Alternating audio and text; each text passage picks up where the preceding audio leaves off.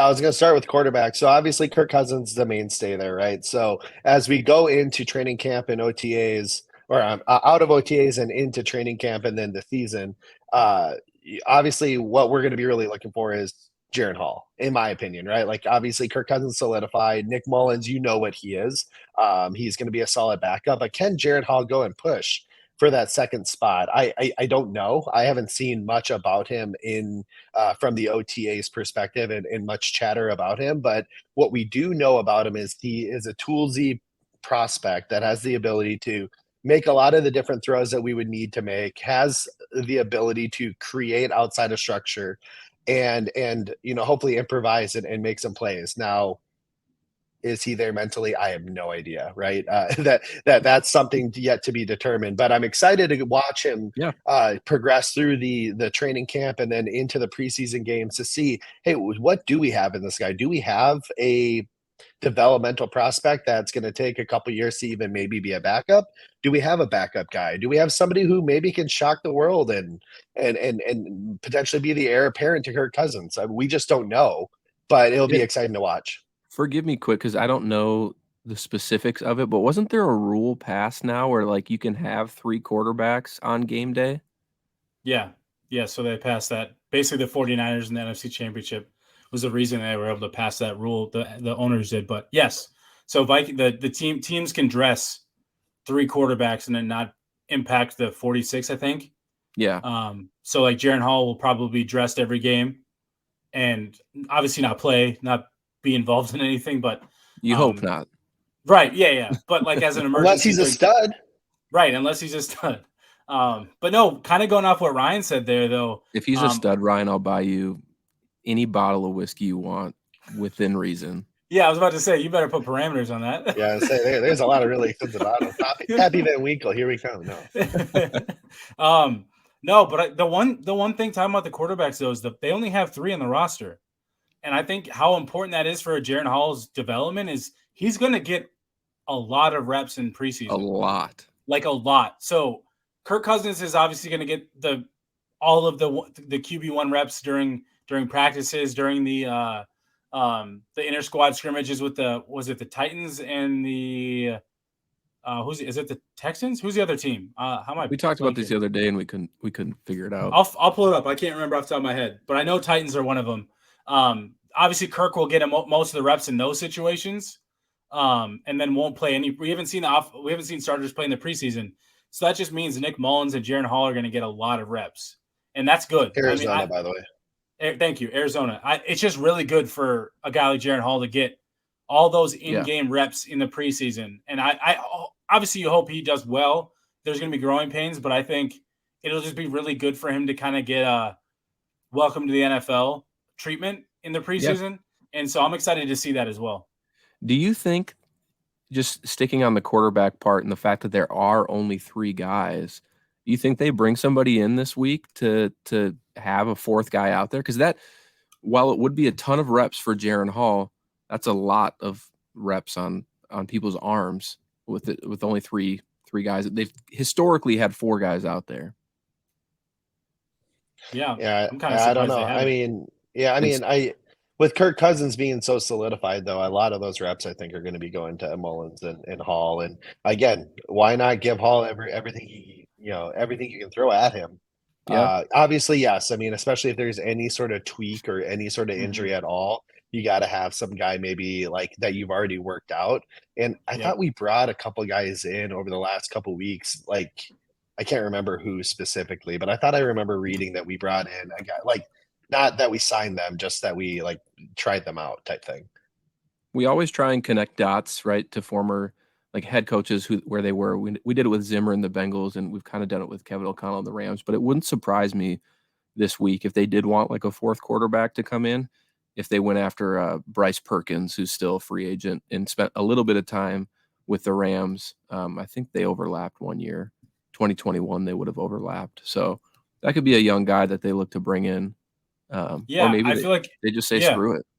Well, so I guess Jaron Hall doesn't make the practice squad, right? But what they could do is poach somebody from another team and put a quarterback in the practice squad as a 4th quarterback, and like you said, maybe maybe in a week or two when the quarterbacks are starting to get a little tired, they might bring in somebody late. And obviously we wouldn't expect those players to make the team, but a chance to be a practice squad guy is obviously a possibility there. Feel comfortable about Nick Mullins heading into training camp in another season? It's not Sean Mannion anymore. If it's not Kirk Cousins, we're screwed with the current, like, at this point, right? So, like, I'm not the highest on Nick Mullins, but I'm not like, oh man, he's the worst backup quarterback. I think he is kind of what he is. Maybe he's got a little Case Keenum in him.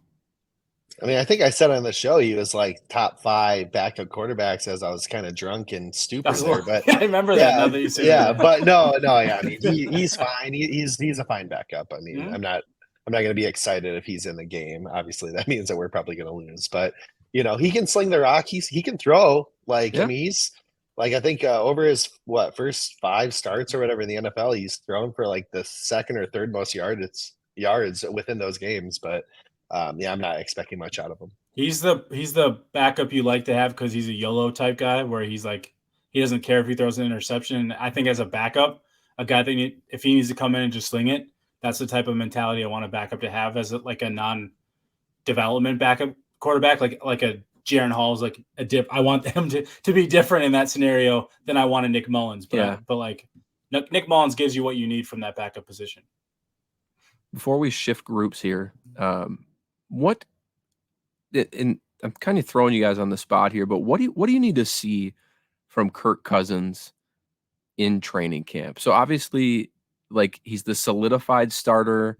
Myles is already shaking him. He's like, no, just you don't need to see anything. Yeah, just stay healthy. Don't get hurt. Yes, exactly. No. Like, remember last year during training camp how bad we talked about the offense looked. Mm-hmm. Yeah, and like heading into the preseason, we're like, oh man, the offense should probably get a few reps. Blah blah blah. They just haven't looked very good. And then they go out and torch the Packers in week 1, and we're like, oh, okay. like, I just wouldn't. Kirk's been in the league for a decade. We know what he is now. Like, there is nothing that we need to see in training camp practices that'll change anything. With his first time with the same head coach and play caller since his time back in Washington, there's nothing that you want to see from him in training camp other than just what he's been. The impact will come on game days. Like that's really what it is. And he's going against a defense, and he's going against a defense every day that knows who he is too. Right. And like, that does add. Yes, that's a good point. Like, so it doesn't really matter as much. If anything, yes, those inner squad scrimmages or whatever that they have with Tennessee and Arizona, sure, like I want to see a little bit more there, but at the same time, like, take risks. This doesn't matter. Well, it literally doesn't matter. So that's what it is. That's what I was looking for. Well, and that's what I said last year too. Like, I literally said that last year. Like, I want to see some interceptions, and I think both of you looked at me like, "What the fuck?" But like I want to see him. This episode explicit. Thank you. Oh, my bad. But like I want to see him take risks and like make throws, like and take chances on throws that maybe 100%. You wouldn't make during a game unless you see it in practice and you say, "Hey, I made this in practice against Byron Murphy, one of the better corners in the league." Hopefully. So I'm going to make this play against whomever, right? Like, I'm going to make this attempt because you have Justin Jefferson there. Well, I think that's the part that people forget, to your point, Ryan, is that the practice is literally that. It's practice. You're trying different things. Like, so a play that you might not ever see run in a game that the Vikings are running in practices on the inter-squad scrimmages because they're trying them out. And so it might not go well. Like, that's not always like on the quarterback. That's not always on the play. Like, there's so many factors that go into practice that people just don't seem to realize. Especially when you get into the 7-on-7s and the team drills, is they're trying new things because they want to see what's going to work in the games or not, and what they want to try in the games. So you might see Kirk not do as well, but that doesn't mean it's like a negative toward Kirk. That could just be what is or isn't comfortable for him heading into week 1. And the different positions vary in that way. But a lot of times for these practices, guys are trying different things because they want to see if something works or not. It's not always just like a true one-on-one. Every single rep is 100% go. You got to be your best at like it. These guys are professionals, so it's not just that. Like, especially for the proven guys. All right. We have a defensive preview coming on. We'll figure out the timing of it, but this week, maybe later this week. But yeah, a lot more content. Season is back. Football is back. And we're ready to kick this season off. So until next time, everybody, Skol Vikings.